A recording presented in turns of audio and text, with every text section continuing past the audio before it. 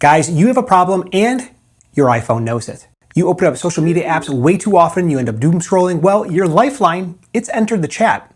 That app is called 1 Sec, and it's one of the 10 apps I've recently installed that has genuinely changed how I use my iPhone. Now, some of them you might have heard of, most of them you haven't, but all of them I guarantee are gonna be worth your next 10 minutes.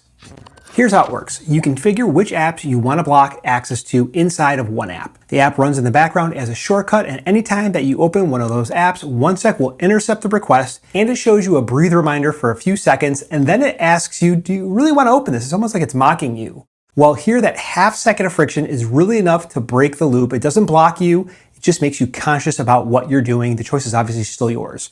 Now, I'll put the pricing here on the screen below, as well as links to all the apps I talk about down in the video description that will take you to the App Store.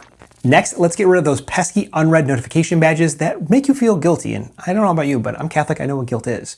Well, Current has none of that. No badges, no notifications, no unread counts. It's just there when you want it, and it's invisible when you don't. Connect your RSS feeds, and there's nothing to catch up on. It just waits for you to open the app again. Really, it's about friction reduction as a design principle, not as an afterthought. Number 3 is all about selectively removing your attention, and it will not cost you 1 cent. Whether you are in lean back relaxation mode or lean forward concentration mode, the Lola Lo-Fi app has got you covered. It plays lo-fi music cleanly, no algorithm, no discovery rabbit hole, no notifications, and all you need is either Apple Music or a Spotify account. You open it, it starts. That's really just the whole thing. And what's great, it also supports background noises for thunderstorms, birds chirping, waves, city noises, nighttime noises, so you can stay locked in like a deadbolt. Next, everyone has a bunch of shows that they can only watch with their partner. And since they both have about 10 minutes a day, that list is ever growing. Well, that is where number 4 comes in, which is Sofa. Whether it's books, movies, shows, games, apps, all content in one place. Someone recommends a show, you add it to Sofa in about 5 seconds flat. It's there when you need it, ready for viewing, and it's actually structured by categories, so the list is actually usable when you want to sit down and decide to watch or consume something that Notes cannot do, but Sofa does. Now, if you're my age, you've been around long enough to see Instagram go from a photo sharing app to an app that really just does about everything. Well, our next app brings it back to its basics, and that is Instance. Instance opens directly to your camera or your camera roll, allowing you to send the photo, you close it, no feed, no scroll, no algorithm, and it's the same philosophy as 1 Sec, intentional use over reflexive use each and every time. Now, we're about halfway through, and I've saved 2 of the most unexpected ones for the very end, including one that absolutely has no business being on this list. Stay with me, guys. All right, guys, group activity, grab your phone and hold it like you're gonna record a video.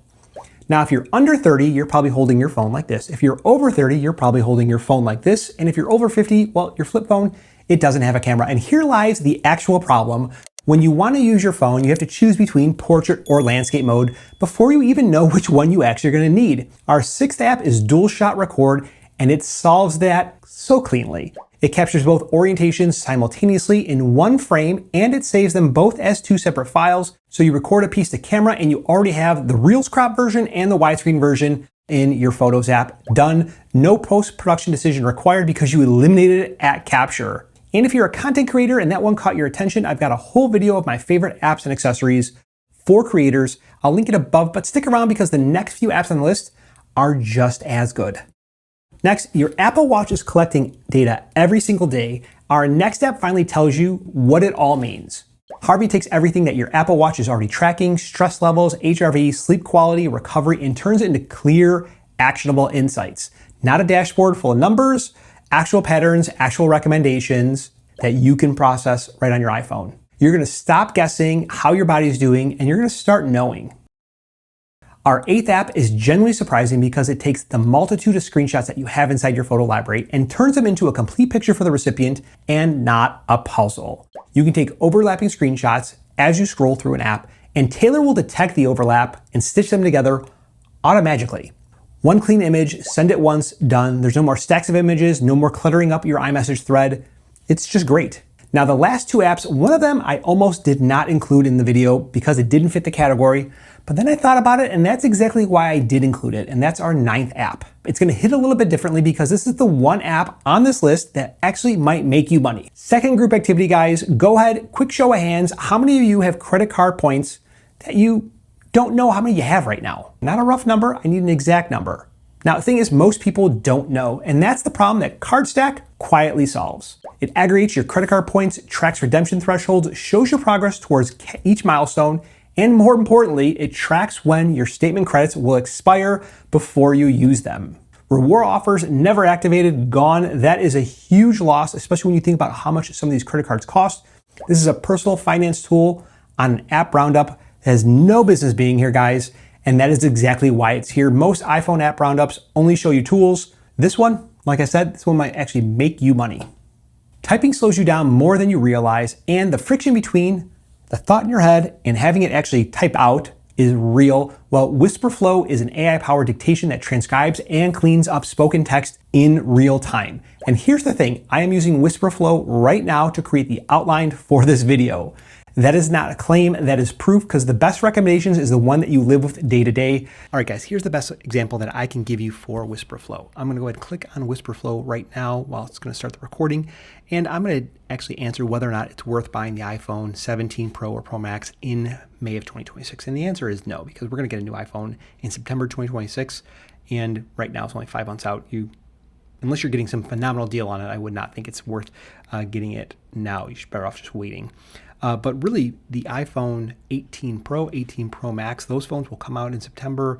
The iPhone 18, kind of the base model, that phone will not come out in September. It'll actually be pushed probably till the spring of 2027. But the new phone that will come out this year will be the iPhone Fold, which is going to be like that folding phone. Everyone wants a foldable. Either way, I think that you should not buy the iPhone 17 Pro, 17 Pro Max right now in May of 26 because of one, we're 5 months away from a brand new phone. Two, the iPhone 18 base model will come out in March of 2026, and three, because of Gorgamel. So Gorgamel is actually the leading reason why. And I'm going to push stop.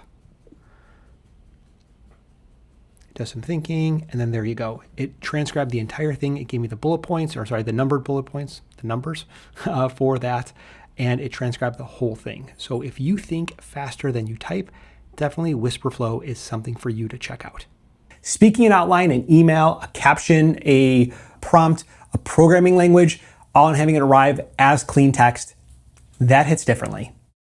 Now, my verdict, if I had to hand one of these apps over to someone who's never heard of any of them, for me, it's going to be OneSec, not because it is the most useful app on the list, because it might not be. It's probably because of one, it's going to change your relationship with the phone.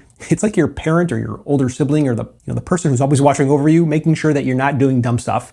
And that's kind of like OneSec is. They're really changing how you use your phone, and in a good way. For me, one app is the app for you to go ahead and check out. I want to know if you do install it, let me know what you think of it after 48 hours. And if you found something on this list that you haven't heard of before, click subscribe because this is exactly the type of content that I make.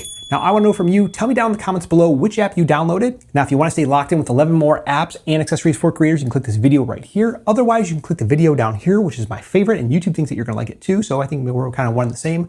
My name is Mike. Guys, I will talk to you in the next one.